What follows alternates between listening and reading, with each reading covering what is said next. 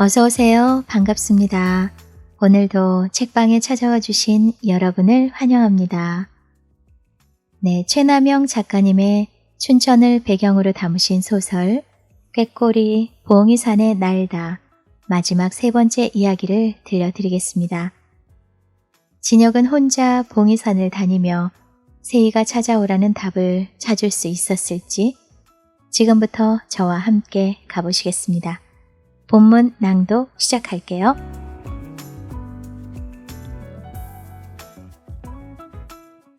(14) 모바일 문자 메시지 도착 소리가 들렸다. 세희일 것이다.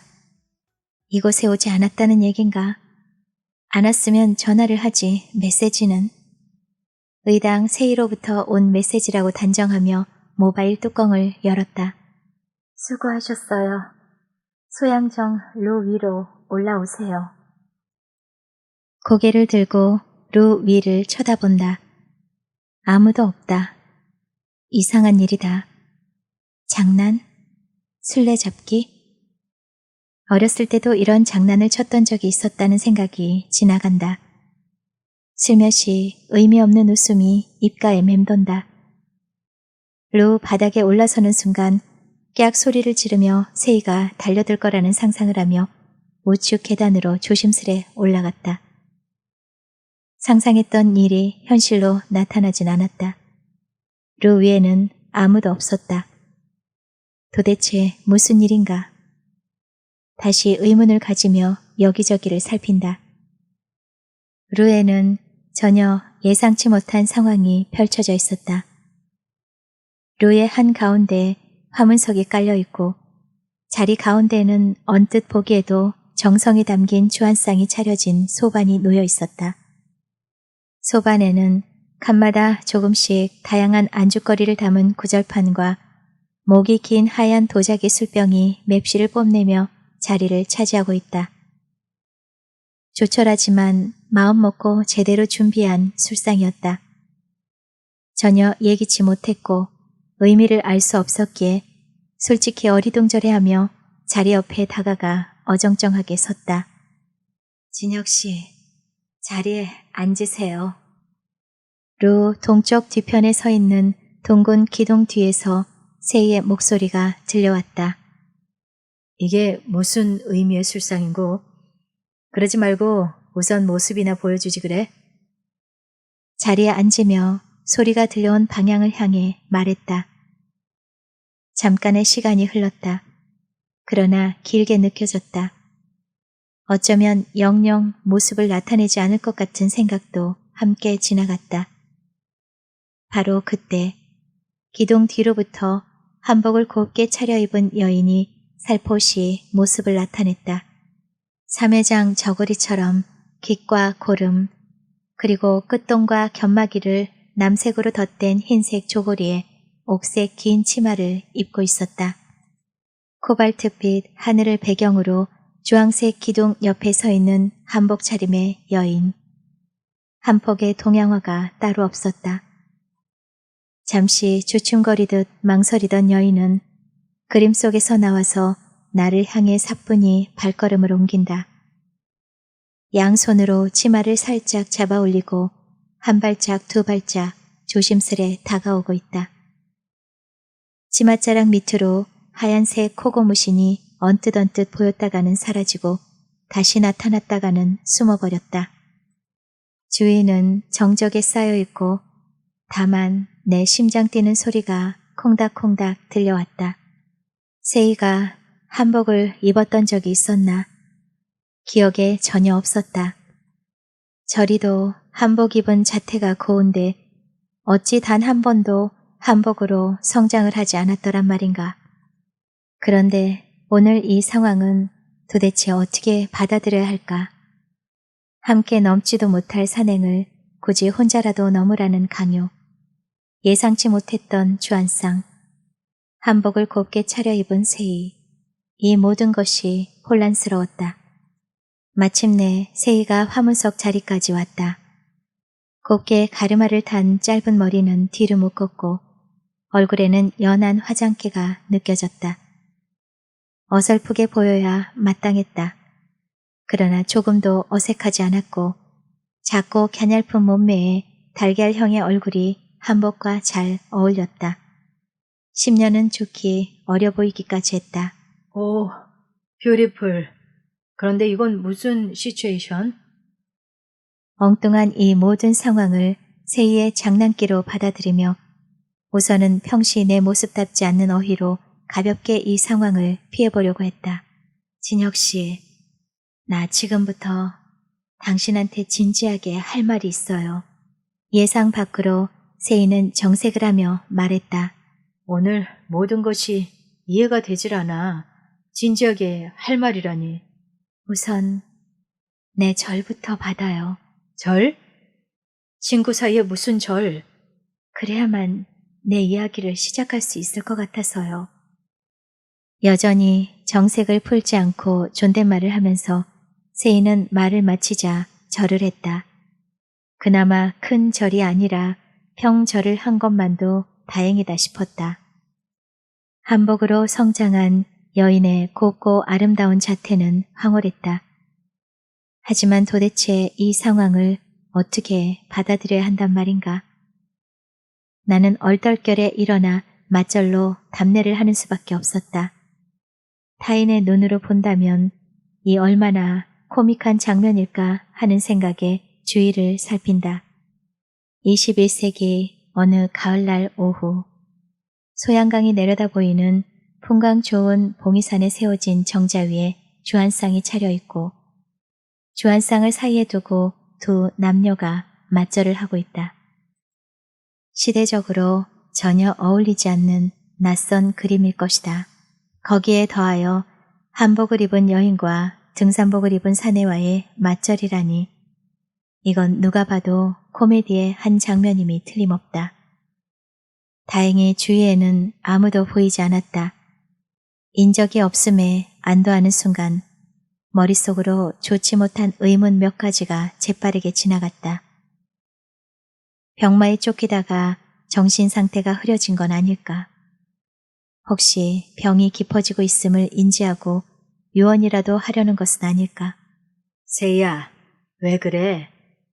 무슨 말을 하려고 술상을 차리고 절까지 하며 존댓말은 또 뭐야? 그래, 그럼 편하게 말할게. 조금은 섭섭한 일이기도 하지만 평생을 내 친구로 가까이 있어준 게 고마워서 감사의 마음으로 준비했어. 우선 술 한 잔 받아. 기왕에 준비했고 친구가 따라주는 술이니 마시긴 하겠다만. 말끝을 흐렸다. 매화가 그려진 하얀 도자기 술병에서 쫄쫄쫄 소리를 내며 흘러나오는 맑은 술을 잔에 가득 받아 단숨에 들이켰다. 도대체 이해할 수 없는 상황이었지만 한복을 곱게 차려입은 평생의 짝사랑 여인이 따라주는 그것도 풍광 좋은 정자에서 마시는 술은 그야말로 신선주가 따로 없었다. 친구로 오래 있어줘서 고맙다는 이야기는 알겠는데 섭섭하다는 얘긴 뭐지? 모르는 거야. 아니면 시치미를 떼는 거야. 알고 있다고 생각했는데 알 것 같았다. 하지만 안다고도 모른다고도 말하기가 곤란했다. 우선은 피해가는 것이 좋다는 생각에 그녀에게 되물었다. 글쎄, 그건 그렇다 치고 진지하게 하고자 하는 이야기는 뭐야? 하나는 당신에 대한 나의 얘기고 또 하나는 부탁. 좋아, 그럼 하나하나 들어볼까? 아니야. 어제와 오늘 진혁 씨가 봉이산을 넘으며 느꼈던 얘기부터 먼저 해줘. 뭐야, 어제 말한 숙제의 답을 이 자리에서 내놓으라는 거야? 아니, 다빈이 단원이 했던 것은 진혁 씨를 산을 넘게 하려는 내 의도였고 그거와 상관없이 산행 중에 떠올랐던 생각 또는 느낌 이런 것들을 그냥 말해주면 돼. 그리고 술도 마시면서 세이가 빈 잔을 다시 채웠다. 세이 네가 아프기 전에 함께 마실 때가 좋았는데 아쉽지만 어떻게 혼자 마시는 수밖에. 이제부터 내가 알아서 마실 테니 신경 쓰지 마. 세희가 따라 놓은 잔을 다시 비우고 이번엔 아주 천천히 스스로 빈 잔을 채웠다. 아주 짧은 시간일지라도 세희의 의도를 파악할 시간이 필요했기 때문이었다. 스스로 한두 잔을 더 따라 마셨다. 그래도 세희의 의도를 전혀 알 수가 없었다. 이야기를 하면서 생각해보자는 마음으로 천천히 입을 열었다. 결국은 답을 내라는 거나 마찬가지군. 정리는 되지 않았지만 얘기를 하면서 답을 찾을 수밖에. 그렇게 운을 띄운 후 어제 시의회 마당에서 세희가 말한 자신의 생가와 어린 동생의 무덤을 시작으로 미군 변사의 죽음과 선사 동굴까지를 묶어서 듣고 본 느낌을 단숨에 토해냈다. 세희는 가끔씩 고개를 끄덕였다. 다시 한 잔의 술을 더 들이켠 후 이번엔 정상에서 본 아름다운 춘천의 풍광과 체육공원에서 느꼈던 왠지 모를 씁쓸했던 감정, 그리고 몽고 침략과 관련지어 춘천에 살았던 관민의 슬픔이 담긴 봉이산성 이야기를 했다. 아까보다도 세희의 고개가 더욱 크게 끄덕였다. 마지막으로 한국 전쟁 중 최초의 승전인 춘천대첩의 의미와 호국 성지로서의 봉이산에 대한 생각과 느낌을 피력하고 이야기를 끝냈다. 이야기가 모두 끝나고 한참 동안 침묵의 시간이 지나갔다. 나는 세희의 반응이 어떻게 나올까 마음이 초조해졌다. 마치 이야기를 처음부터 끝까지 다시 정리나 하려는 듯 세희는 조용히 눈을 감고 가끔 고개를 끄덕이고 있다. 얼마간의 시간이 흘러간 후에야 마침내 그녀는 입을 열었다. 아직 둘러보지 않은 정계심의 묘비와 지금은 없어진 소양 일교 부근에 있던 범바위, 그리고 지금 우리가 앉아있는 소양정에 대한 진혁 씨의 생각을 마저 듣고 싶어. 나중에라도 해줄 거지? 말이 아니라 소설로도 좋고. 세희가 정계심의 묘비와 권총바위 그리고 소양정을 언급하며 입에서 소설이라는 단어가 튀어나오는 순간 나는 그녀의 의도는 물론 원했던 답이 무엇이었는지 오늘 내게 하려는 부탁까지도 한꺼번에 알아차렸다. 알겠어. 이제야 모든 걸 알겠어. 그건 세희가 던져준 숙제에 대한 답을 말하려는 순간 그녀는 내 말을 막고 나섰다. 잠깐만. 역시 소설가답게 정답을 찾은 게 틀림없어. 그러나 내가 진혁 씨에게 하고자 했던 이야기를 먼저 듣고 말해줘. 그러면 내가 하려던 부탁을 별도로 하는 수고로움을 덜 테니까. 진지하게 말하겠다던 나를 향했던 그녀의 지난 이야기는 생각지 못했던 질문으로부터 시작됐다. 15. 내가 유독 진혁 씨를 부를 때만 당신이라는 칭호를 쓰는 것을 어떻게 생각해? 세희가 남들에게는 전혀 쓰지 않는 당신이란 호칭. 한때는 이상하게 생각한 적도 있었지만 별 뜻 없이 받아들였지. 굳이 사전적 의미로 말한다면 하호를 해야 할 자리에서 듣는 이를 부르는 2인칭 대명사를 나에게만 쓴다는 것. 그런데 아닌가? 아니야, 틀렸어. 굳이 당신 말처럼 사전적 의미를 빌어 말한다면 말을 흐렸다가 부끄러운 듯 작은 소리로 다시 이어졌다. 그것은 부부 사이에서 상대편을 높여 이르는 2인칭 대명사였어. 그렇다고 내 실질적인 남편이 아니라 언제부터인가 마음속으로 의지해온 낭군. 작은 목소리는 떨리고 있었다. 얼굴엔 치부를 애써 감추려는 반사적 홍조가 발글에 물들고 있다. 여인으로서 먼저 이런 말을 한다는 것이 얼마나 어려웠을까. 나는 가슴에 찌르르 하고 지나가는 아픔을 느꼈다. 분명코 고백을 해야 한다면 내가 먼저 했어야 할 것이다. 미안한 생각이 머리에 가득 차올랐다. 오늘 그녀가 한복을 곱게 차려입고 절을 한 의미가 무엇인지 확실해졌다. 미안해. 세희의 속내를 알지 못해서. 하지만 나는 평생 동안 세희를 짝사랑하고 있었다는 건 알지? 짝사랑? 그런 게 무슨 소용이 있어. 당신은 한 번도 내게 속내를 내보이지 않았는걸. 정말 그랬을까? 어제 세희가 얘기했듯이 세 사람의 우정 약속을 새긴 돌을. 정말 그랬을까? 어제 세희가 얘기했듯이 세 사람의 우정 약속을 새긴 돌을 나 혼자만의 사랑으로 바꿔 묻은 것 하며 대학 1학년 입학 환영 모임이 끝나고 집으로 돌아가는 길에 당신의 입술을 훔친 것. 이런 것이 내 속내를 보인 게 아니면 무엇이겠어. 이번엔 나도 의식적으로 당신이라는 호칭을 썼다. 묘한 감정의 변화를 느꼈다. 앞으로는 세희에게 계속 당신이라는 호칭을 써야 하겠다고 마음을 먹었다. 돌을 바꿔 묻은 것은 당신 혼자만의 비밀이었고 대학 입학 때 첫 키스는 술 취해 일어난 뜻없는 행동이었다고 당신이 사과를 했잖아. 그것도 그게 마지막이었지만 말이야. 그럴 수밖에 없었잖아. 그 후엔 그럴 상황이 아니었으니. 상황이라니?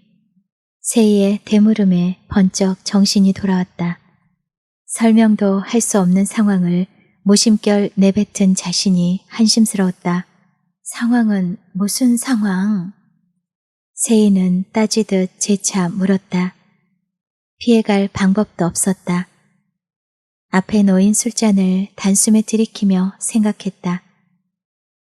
이쯤 나이에 못할 것도 없다는 생각이었다. 취기와 세월의 뻔뻔함이 고개를 쳐들고 있었던 것이다. 대학 1학년 여름방학. 근철이 내게 말했어. 봉이산 어린 시절 우리의 본부였던 곳에서 있었던 일을. 중간중간 말이 끊어질 정도로 더듬거리고 있었다. 대체 그곳에서 무슨 일이 있었다는 거야? 세희 당신을 가졌다고 했어. 그것도 강제가 아닌 당신의 동의 아래 말이야. 뭐라고요? 누가 누굴 가졌다고요? 근철인 그렇게 말할 수도 있는 사람이죠. 하지만 내가 내 순결을 아무런 곳에서 쉽게 내던질 여자로 보신 당신은 도대체 누구십니까? 어투는 존댓말로 변했고 신경질적이고 격앙된 음성이었다. 한순간에 망치로 뒤통수를 얻어맞은 것 같았다. 눈앞이 캄캄해지면서 가슴이 부르르 떨려왔다. 간교한 친구의 새치혀에 나와 세희의 삶이 본의 아니게 크게 휘어졌음을 뒤늦게 깨닫는 순간이었다. 피를 토할 것 같은 심정이었다. 돌이키기엔 너무나도 긴 세월이 흘러버렸다. 놈을 저주하기보다는 경망스럽게 판단하고 결론을 내린 내 자신이 원망스러울 뿐이었다. 아, 정말 잘못했소. 그가 친구였기에, 다른 사내가 아닌 근철이었기에 친구의 여자를 염두에 둬선 안 된다는 생각이 나를 묶어버렸던 게요. 그쯤 내 마음은 그가 아니라 당신을 향해 있었다는 걸 당신은 알고 있었잖아요. 원망과 질타가 뒤섞여 있었다. 알고 있었지. 알고 있었고 말고. 하지만 근철의 말을 듣고 난 후에는 내가 알고 있는 것들이 나의 착각이었다고 생각했어. 이제 생각하니 그때부터 당신은 내게 냉소적이었고 겉돌기 시작한 게 맞았어. 그럼 근철이와는 전혀 아무런 일도 없었던 게요? 내 물음에 세희는 한참 동안 입을 닫고 골몰에 있다가 마지못해 하며 천천히 입을 열었다. 있었어. 당신도 근철이도 대학 졸업을 하고 군대도 갔다 오고 취업도 했지. 그러는 동안 두 사람 모두 편지도 했고 가끔은 나를 찾아오곤 했어. 잠시 쉬었다가 이야기는 계속됐다. 당신은 여전히 선을 그은 듯 친구 이상으론 더 곁을 주지 않았고, 반면 근철은 계속 다정다감하게 대해줬어. 그래도 난 당신을 기다렸어. 내가 먼저 다가가야 한다는 생각과 당신이 먼저 다가오길 기다리는 마음으로 갈등은 꽤나 오래 갔지. 쓸데없는 자존심 때문에 근철에게로 마음이 기울기 시작할 무렵에 집안에서 맞선을 보란다고 근철이 말하더군. 말은 그렇게 하지만 이미 한 여자를 몇 번은 만난 것 같더라고. 그러던 어느 토요일 저녁 서울에서 근철이 나를 찾아왔어. 벌써 술이 어느 정도 취했더라고. 그래도 한 잔만 함께 더 하자는 거야. 그게 화근이 되었지. 한 잔이 두 잔이 되고 또 세 잔이 되고 결국은 만취가 되었어. 그는 날 사랑한다고 자신을 붙잡아 달라고 지중해 고백을 하더군. 그 다음엔 어떻게 된 것인지 기억이 없어. 다음날 아침에 깨어보니 그와 함께 호텔방에 있더군. 오래 간직한 순결을 그에게 준 거야. 그런데 왜 그를 붙잡지 않았어? 대답 대신 세인은 저고리 소매 속에서 노랗게 색깔이 변한 봉투 하나를 꺼내 내 앞으로 밀어놓았다. 봉투 안에 들어있는 편지를 꺼내보는 순간 화들짝 놀라고 말았다. 이미 오래전에 검붉은 색으로 변해버린 펜글씨. 그것은 칼로 손가락을 베어 모은 피로 써내려간 나의 편지였다. 35년 전쯤으로 기억되는 어느 날이 생생하게 떠올랐다.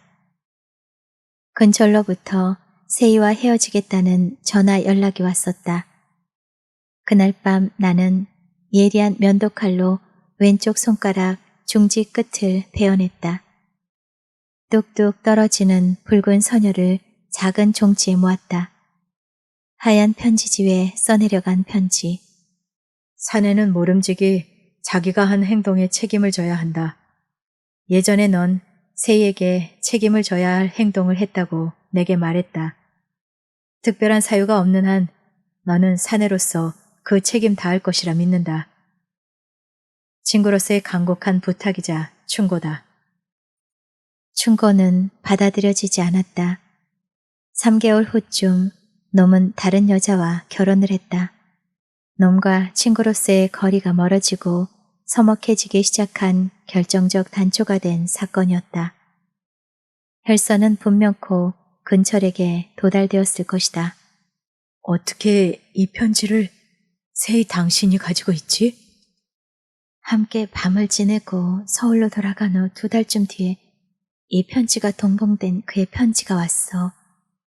가족에게 최선을 다했지만 설득에 실패했다고. 어쩔 수 없이 다른 여자와 결혼한다는 내용이었어. 그리고 한 달 후 그는 결혼을 했어. 내가 그때 춘천을 떠난 이유도 그것이었고, 그나저나 오늘에야 이 편지에 쓰여있는 예전에 책임질 행동이라는 것이 당신이 오해한 대학 시절의 사건이라는 걸 알겠군. 그랬구나. 그런데 그 이야기를 왜 이제야 하지? 우리의 관계가 달라질 수도 있었을 텐데. 아니, 그럴 순 없지. 내 마음이 당신을 향하고 있었다 할지라도, 그리고 그날 밤의 일이 취중에 일어난 실수였다 할지라도, 내게 근철에 대한 미련이 전혀 없었다면 일어날 수 없는 일이었어. 모든 게 내가 택한 일이었고 내 책임일 뿐인 거야. 게다가 상대가 근철이었기 때문에 당신에게는 더더욱 말할 수 없었어. 내 마지막 자존심 같은 거였거든. 배신당했다는 생각 때문에 당신은 아무에게도 알리지 않고 춘천을 떠나 결혼했구나. 남편은 어떤 사람이었어? 내 물음에 세희는 아무 대답도 하지 않았다. 그저 씁쓸한 웃음으로 대답을 대신했다. 아마도 행복하지 못했던 결혼 이야기, 특히 정신지체하로 살다가 불의의 교통사고로 떠나간 아들 때문에 말하고 싶지 않을 수 있다는 생각에 더 이상 묻지 않았다. 근철에 대한 미움이 컸겠네. 그래도 세월이 지난 후에 친구로 대해주는 당신은 정말로 대단하다는 생각이 들어. 다른 여자들 같으면 생각도 못할 일이었을 텐데. 역시 이번에도 씁쓸한 웃음을 웃었다. 한참의 웃음 뒤에 세희가 뜻모를 이야기를 했다. 어쩌면 근철이 그 사람은 자기 행동에 대해 할 수 있는 한 책임은 다했다고 할 수 있어. 세월이 지난 지금 나무라지 마라. 책임이라니 무슨 책임을 져? 그냥 그렇게만 알아줘. 표정으로 보아 절대로 말하지 않겠다는 의지가 엿보였다. 그래, 좋아. 이제부터 당신이 부탁하고 싶다고 한 것이 뭔지 말해줄래? 아니, 당신이 벌써 다 알고 있다고 생각이 돼. 그냥 어떻게 해주겠다고 말해줬으면 좋겠어. 사실이었다. 산행과 오늘의 묘한 술자리, 세희의 행동, 조금 전까지 오간 대화를 모두 엮어 연결해보니 그녀가 무엇을 원하는지 확실해졌다. 다만 그것을 해줄 수 있는 역량이 내게 부족한 것 같았다.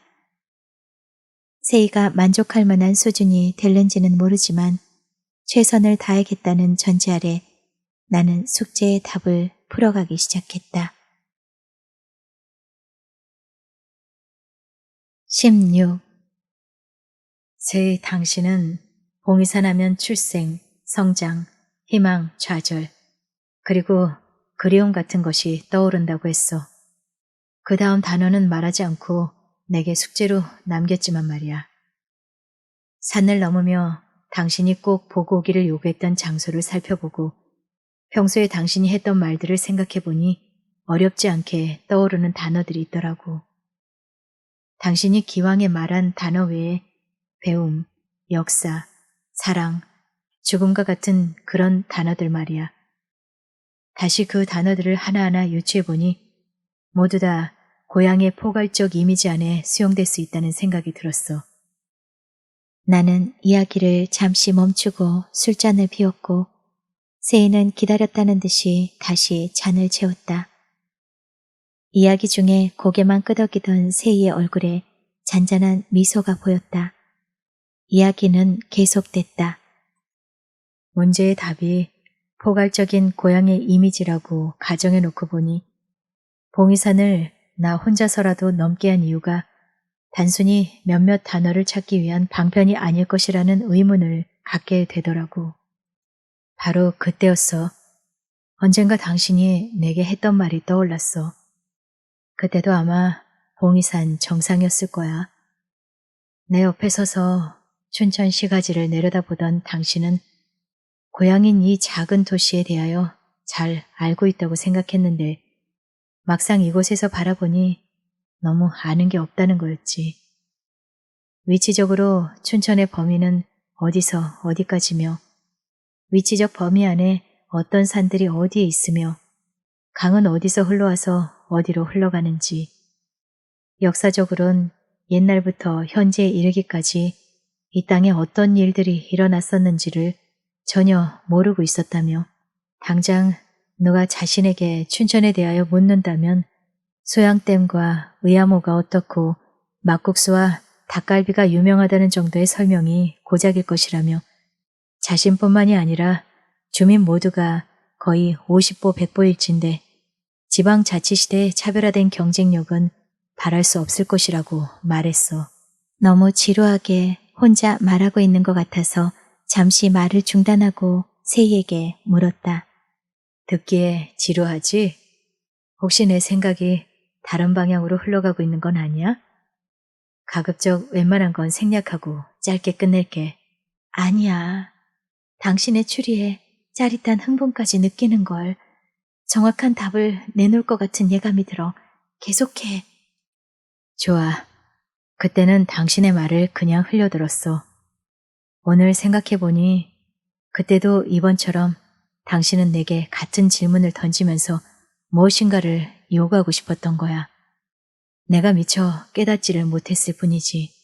맞았어. 그랬을 거야. 하지만 그땐 당신에게 무엇을 어떻게 해달라는 구체적 요구가 무엇인지를 나 자신도 몰랐다고 해야 맞는 말일 거야.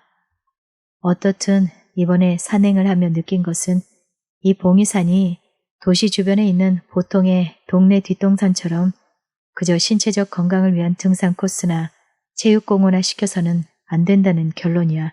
이때 세희가 손뼉을 치며 이야기의 중간을 가로막고 물었다. 좋았어. 핵심에 가까이 가고 있어. 그럼 당신은 봉이산을 어떻게 해야 좋다고 생각해? 좋았어. 핵심에 가까이 가고 있어. 그럼 당신은 봉이산을 어떻게 해야 좋다고 생각해? 우선 그 첫 번째는 당신 생각처럼 지방자치시대의 경쟁력은 시민이 고향을 사랑하는 자부심에서부터 생겨난다는 것이 옳아. 자부심이 있는 시민이 생산하는 농산물이나 공산품은 그 품격이 다르고 그들이 벌리는 지방축제는 자신들은 물론 관광객들에게 흥을 불러일으키고 재충전의 기회를 주는 문화적 격이 다른 축제가 되지. 품격이 바로 지방의 경쟁력이야. 그렇다면 시민이 고향을 사랑하는 자부심부터 키워야 되는데 그 자부심은 고향을 잘 아는 데부터 생겨나는 것이거든. 바로 봉이산이 고향을 배우는 시발점으로 가꿔줘야 한다는 것이지. 특히 어린이부터. 그럼 두 번째는 많은 시민들이 신체적 건강을 위해 봉이산에 와서 산책도 하고 등산도 하고 또는 시에서 시설에 놓은 기구를 이용해 운동을 하고 있어. 매우 좋은 일이지. 하지만 내 생각엔 기왕이면 웰빙 시대답게 신체적 건강과 정신적 건강을 조화롭게 유지할 수 있게 하는 테마가 있는 산책로와 등산로를 개발하자는 거지.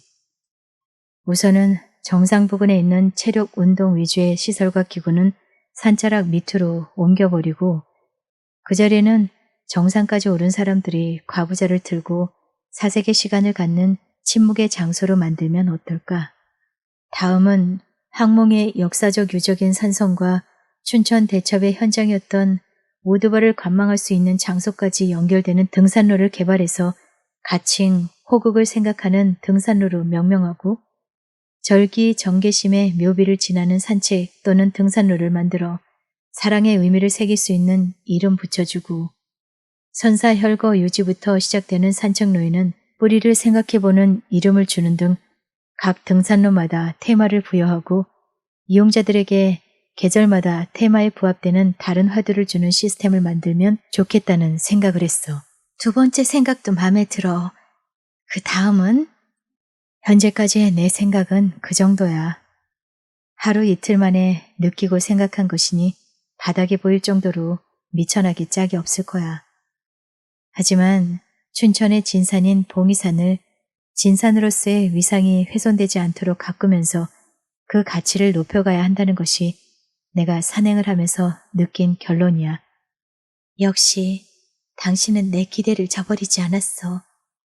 이제 남은 것은 당신에게 하고 싶은 내 부탁이 무엇인지를 유추해내는 것만 남았네. 마지막 답을 말해줘. 먼저 조건이 있어. 만약에 내가 그 답을 마치고 당신의 부탁을 들어준다고 약속하면 당신은 지금까지도 잘해왔지만 앞으로는 더욱더 항암 치료에 최선을 다하겠다고 약속해줘. 물론 그렇게 할게. 당신의 부탁은 한마디로 소설이었어. 맞는가? 맞았어. 하지만 구체적 설명이 필요해. 물론이지. 부탁이라는 것은 상대가 해줄 수 있는 일을 요구하는 것이며 봉이산을 생각하면 떠오르는 게 무엇인지 산을 넘으며 생각해보라고 했고 어제 함께 산을 오르면서 지역구 작가 운운하며 날 축켜 세워줬어. 이 세 가지에 당신의 의도에 대한 힌트가 모두 담겨 있지. 봉이산이 담고 있는 고향의 이미지를 찾아내서 어떻게 보존하고 어떻게 가꿨으면 좋겠다는 메시지를 담은 소설을 써달라는 게지. 부탁이 아니라 어느 때부터 소설 쓰기에 게을러진 내게 내린 채찍일 수도 있어. 전체적 이미지를 다룬 장편 소설일 수도 있겠고, 꼭 보고 오라던 것들 하나하나를 소재로 하는 단편 소설일 수도 있겠지. 역사 소설이 됐건, 연애 소설이 됐건, 소설의 종류는 관계없이 쓰기만 하면 될 것 같은데, 무엇인가 특별한 부탁 조건이 빠진 것 같은 느낌이 들었어. 잠깐 동안 생각을 해보았는데 답이 쉽게 풀리더군. 당신의 옷차림, 주안상, 거기에 절까지. 내 입으로 뒷말을 차마 하기가 곤란했다. 괜찮아. 당신이 하고자 하는 말이 무엇인지 알아. 다만 당신이 직접 말해주길 바랄 뿐이야. 내 입으로 꼭 들어야 하겠다면 할 수 없이 말할게. 당신과 나, 현실에선 인연이 닿지 않아 사랑하면서도 사랑을 해보지 못했어. 당신은 나와 함께 내 소설 속에서라도 사랑하는 사람으로 남아서 오래 기억되고 싶었던 거야. 내 생각이 잘못됐나? 세이는 고개를 좌우로 살레살레 흔들며 아무 말도 하지 않았다. 나를 바라보는 맑은 눈이 젖어 있었다. 마침내 세이는 자리에서 일어나는가 싶더니 내게 다시 한번 절을 했다. 이번에는 반절이 아니라 큰절이었다. 나도 일어나 큰절로 맞절을 했다. 마지막 술인 모양이에요. 마저 드세요. 세이가 술병을 흔들어 보이고 빈잔에 술을 따랐다. 고마워. 장편이 됐던 단편을 모은 소설집이 됐던 1년 안에 책으로 묶어 당신에게 바칠게. 제가 정말 고마워요. 그리고 한 가지 더 부탁할게요. 세월이 많이 흘렀으니 근철과도 마음을 풀고 다정한 친구로 지내세요. 둘은 서로 약속을 주고받으며 자리에서 일어나 전계심의 묘비 앞을 지나 하산에서는 택시를 잡아탔다. 산을 내려오면서도 그랬고 택시 안에서도 그렇고 세이의 집 앞에 올 때까지도 서로 잡은 두 손을 놓지 않았다. 17. 세월은 정신없이 흘러갔다. 남아있는 삶의 시간이 아쉬운 사람들에게는 더 그렇게 쏜살같이 날아가 버리는 게 세월이었던 모양이다. 시험부 기간이 끝나는 날이 눈 깜짝할 사이에 다가왔다. 다행히 세이의 병화는 큰 변동이 없었다. 세이가 약속대로 열심히 항암 치료를 받고 있기 때문이 아닌가 생각하며 조금씩 회복에 대한 기대감도 생기기 시작했다. 나 역시 약속을 지키려고 열심히 소설을 써댔다. 또 하나의 약속을 지키기 위해 나는 근철에게 접근했고 한 달에 한두 번은 둘이 만나서 소주잔을 기울일 정도로 관계가 회복되어 갔다. 다만 누가 먼저 제안한 것도 아닌데 절대로 세이를 대화의 소재로 삼지 않았다. 근철에게도 세이의 부탁이 있었음이 느껴졌다. 시한부 선고가 끝나는 12월 말에는 세이를 포함해 셋이 만나 저녁을 먹었다. 실로 수십 년 만의 일이었다. 세이를 격려하는 말들이 대화의 중심이 되었고 세이의 얼굴은 행복해하는 웃음으로 밝았다. 단편소설 초고 3편도 헤어질 때 슬며시 세이의 가방에 찔러주었다. 그러나 그해 12월 말이 세이에게는 건강을 유지하는 마지막 한계선이었던 모양이다. 새해 들면서 토할 것 같은 울렁증과 통증이 생기더니 서서히 체중이 줄기 시작했다. 통근 치료를 멈추고 입원 치료로 돌입했다. 2달, 3달이 흘러가는 동안 병세는 눈에 띄게 악화되어 갔다. 자주 토하고 통증도 커지고 발생 주기도 빨라졌다. 어떤 약도 항암 효과가 없다는 판단이 의사로부터 내려졌다. 이제는 진통제 처방만으로 환자의 고통을 줄여주며 때를 기다리는 수밖에 별 도리가 없다고 했다. 죽음의 때를 기다리는 환자로서 세이는 시들어갔다. 4월도 중순으로 접어들었다. 바깥 세상은 봄 기운으로 점점 푸르러 가는데 이에 반하여 세이는 그 뽀얗고 곱던 피부가 급속히 퇴색해가며 시들어갔다. 스스로 때가 왔음을 감지했는지 호스피스 센터로 옮겨주기를 원했다. 하지만 근철과 나는 호스피스 센터 대신 1인 병실로 그녀를 옮겼다. 번갈아 가며 그녀 옆을 지켜주기 위해서였다. 또 2주일이 지났다. 5월 초, 이제는 봄빛이 온 세상에 완연하다. 그녀에게 이 싱싱한 세상을 보여줄 수 없다는 게 가슴을 아프게 했다. 어느 날 아침 밤새 그녀와 함께하고 근철과 교대를 하고 병실을 나서는데 담당 간호사 선생이 세이가 전해주라고 하더라며 곱게 접은 분홍색 편지를 내밀었다. 병원 밖을 나선 후에야 나는 세이의 편지를 펼 수 있었다. 진혁 씨, 당신에게 고맙다는 인사를 차마 말로는 할 수 없어 이 편지를 씁니다. 친구였음을 감사하고 또 감사해요. 혹시 다음 세상이 있다면 우리는 다르게 만났으면 좋겠다는 생각을 했어요. 당신도 그렇게 생각하리라 믿으면서요. 자, 이제 마지막 부탁 하나 더 할까요? 약속했던 책이 완성되면 누구보다도 먼저 나에게 보내주셔야 해요. 알았지요? 그리고 내가 있는 곳은 당신만 알았으면 좋겠어요. 이 또한 무슨 뜻인지 알지요?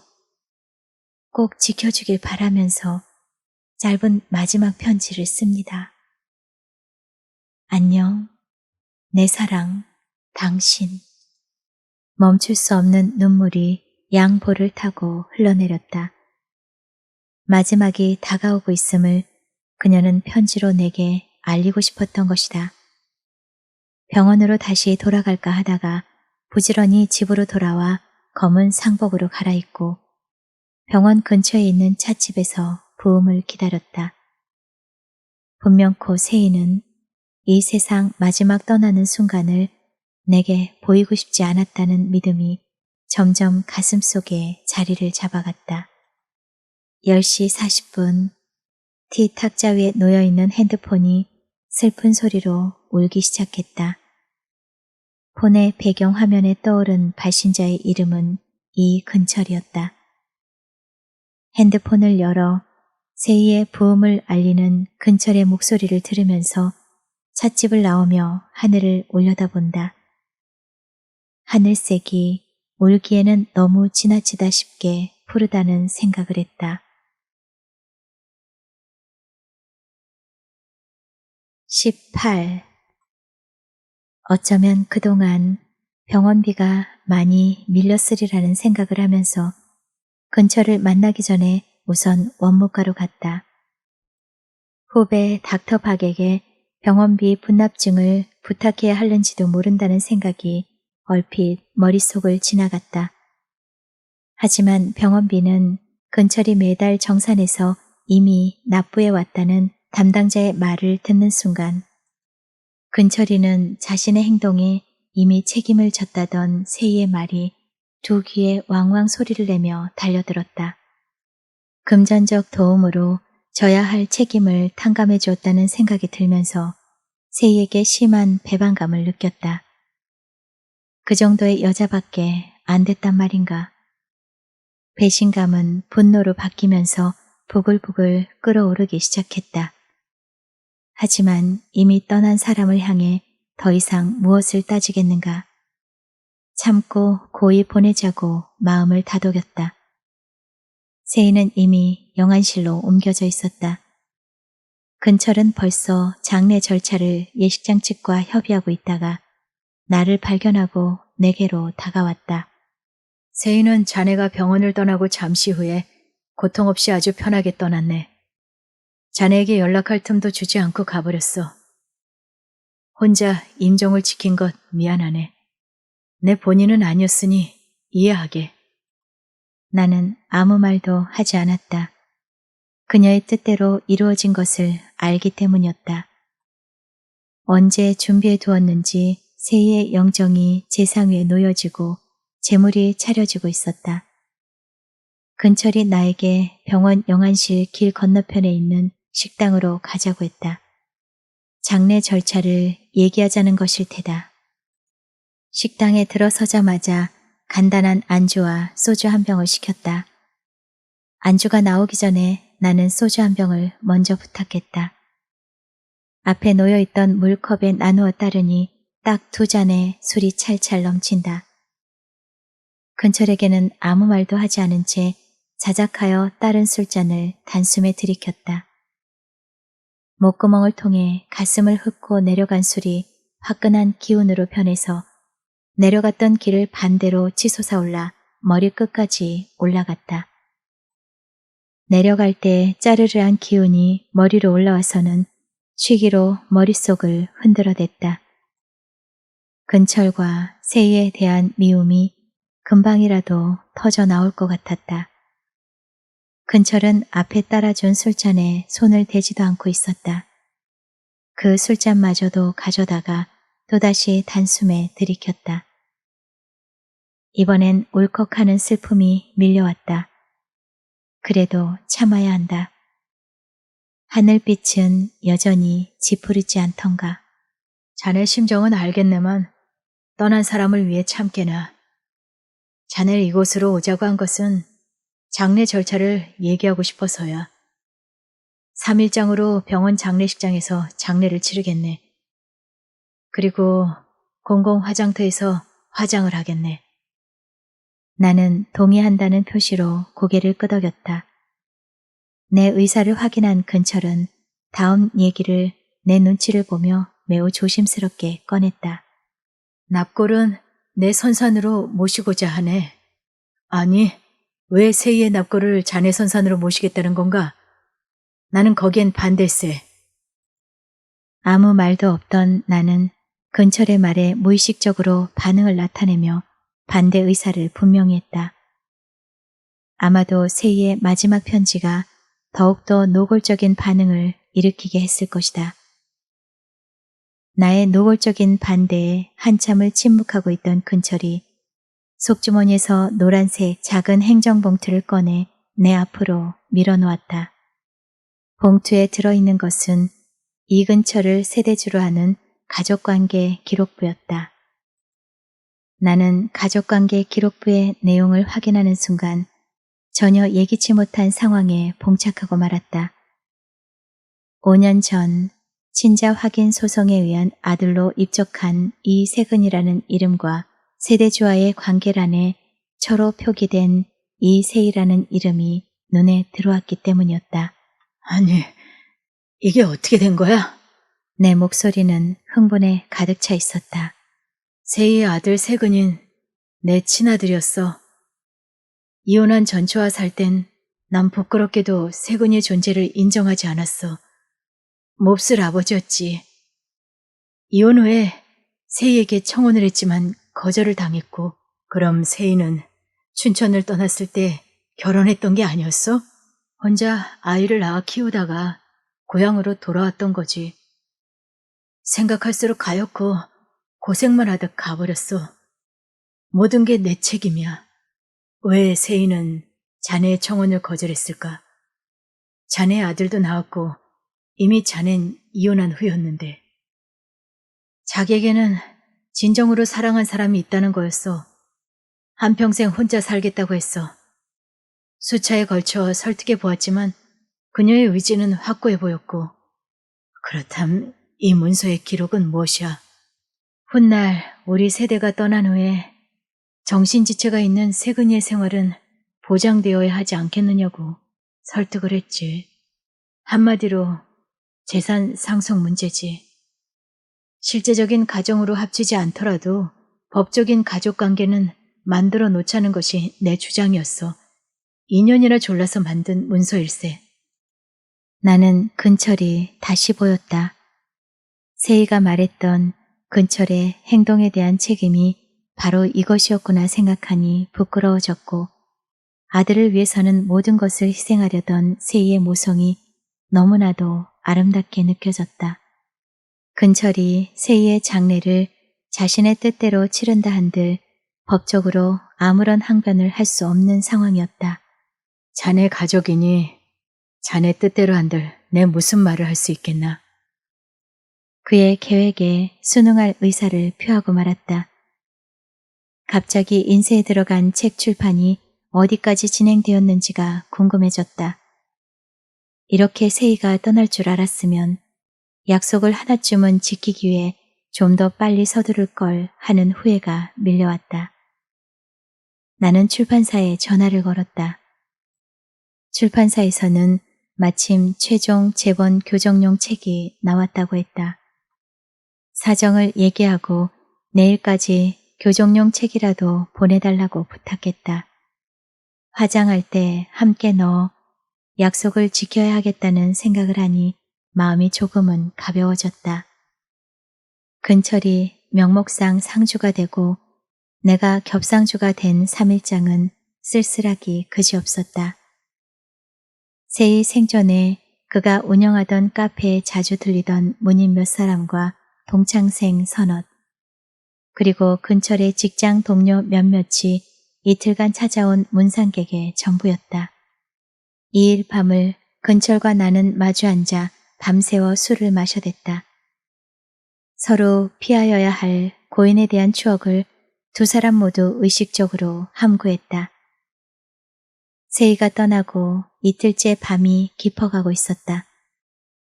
문득 세희가 남긴 마지막 편지가 떠올랐다. 내가 있는 곳은 당신만 알았으면 좋겠어요. 라는 글귀가 가슴으로 마구 파고들었다.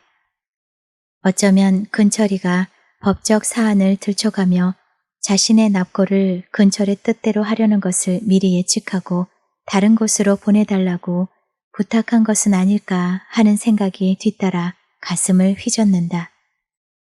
묘안을 생각하다가 오늘 출판사에서 보내온 책이 떠올랐다. 어쩌면 길이 있을 것 같았다. 앞에 마주 앉아 술을 마시고 있는 근처를 건네다 보았다. 취기가 제법 깊은 것 같다. 지금이다 싶어 그에게 말을 건넸다. 이봐, 근철이. 이번 일을 통해 자네에게 고맙다는 생각을 했어. 자넨 자네가 해야 할 일들을 모두 잘 해왔어. 나도 진혁이 자네에게 고맙다는 얘기를 하고 싶었어. 한순간 내 잘못으로 몇 사람의 삶이 비껴가 버렸는데 자네가 어느 정도는 치유를 해줬다는 거지. 아마 세희가 사랑했다는 사람이 진혁이 자네가 아닌가 하는 생각을 했지. 정말 그렇지 않은가? 친구야. 그의 입에서 오랜만에 친구라는 소리가 흘러나왔다. 수십 년을 두고 긴장했던 라이벌 앞에서의 무장 해제와 같은 발언이었다. 그건 잘 모르겠고 몇 달 전에 세희와 약속한 게 있지. 이번에 출판하는 책은 제일 먼저 세희에게 주겠다고. 그런데 그 책이 오늘 이렇게 나왔어. 나는 놈에게 책을 보여줬다. 한참을 쳐다보던 놈이 고개를 돌렸다. 그래서 말인데 입관할 때 이 책을 함께 넣어주게. 그렇게 하지. 세희와의 약속이었으니까. 또 한 가지가 더 있네. 자네가 법적 상주로서 모든 장례를 자네 주관 아래 자네의 뜻대로 결정했고 나는 모두를 동의해줬네. 세희 뜻은 다를 수도 있는데도 납고를 자네 선산에 모시는 것까지도 말일세.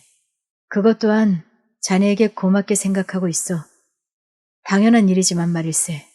당연하다는 놈의 말에 부하가 치밀어 올랐지만 꼭 참고 하고자 했던 말을 조심스레 꺼냈다. 사실 내가 자네보다도 더 오래된 세희의 직위가 아닌가. 자네 뜻대로 모든 장례가 이루어지는 마당에 절차 중에 하나쯤은 나 혼자만이 할 수 있었으면 좋겠다는 내 생각일세. 내게도 세희의 친구로서 그만한 권한은 있다고 보는데 허락해주지 않겠나, 친구야? 나도 친구라는 단어에 힘을 줘 말했다. 그래? 그게 어떤 절차인가? 예상대로 그는 내 의도에 말려 따라왔다. 내일 화장터에서 타고난 뼈를 분쇄할 때 내가 유족의 대표로 혼자 참관하겠다는 거야.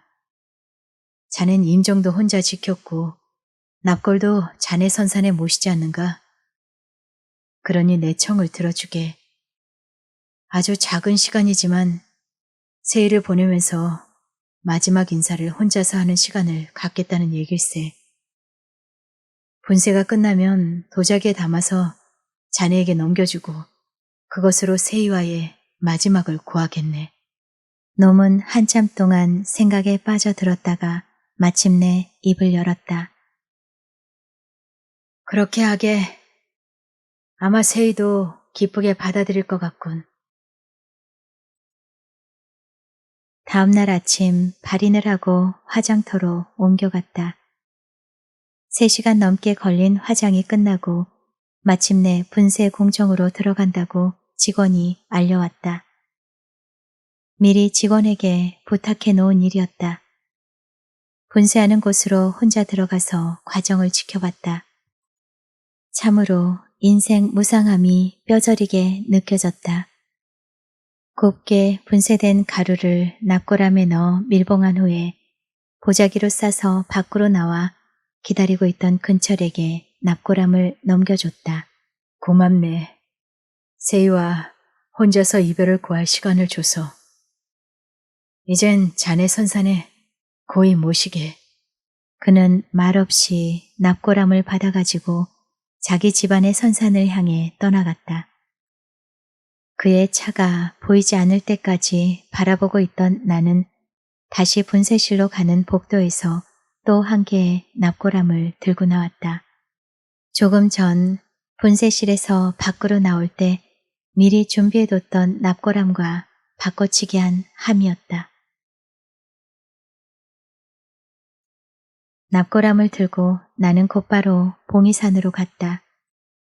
세희와 추억이 있는 곳. 이번 발간한 책의 내용에 등장하는 장소에 아주 소량의 가루가 된 세희를 흩뿌렸다. 자그마치 14곳이나 되었다. 마지막으로 남은 세희는 아들 세근이 뿌려진 소양강에서 보내줬다. 마지막으로 세희를 보내고 나서 나는 소주 한 병을 들고 소양정으로 다시 올라갔다. 소양정 루에는 오늘도 인기척이 없었다. 마루 중앙쯤에 자리를 잡고 앉아서 병채 소주를 들이켰다. 눈을 감았다. 곱게 한복을 입은 세희가 나를 보고 웃고 있다. 참으로 아름다운 여인이다. 이제는 마음속에 담아둔 세희를 보내주기 위해 자리에서 일어나 봉이산 정상으로 시선을 돌렸다. 5월의 진달래가 산을 붉게 물들이고 있었다. 어디선가 노란 날갯빛이 고운 새 한 마리가 정상을 향해 날아갔다. 꾀꼬리였다. 내 맘속 깊숙이 살아있던 새이가 꾀꼬리 뒤를 따라 함께 날아갔다.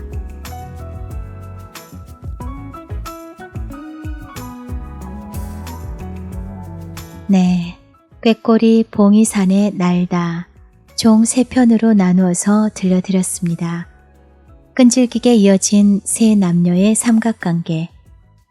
진혁이는 마음속 깊이 살아있던 세이를 노란 날갯빛이 고운 꾀꼬리와 함께 날려보내며 끝이 나네요. 소설 속 배경인 춘천의 봉이산.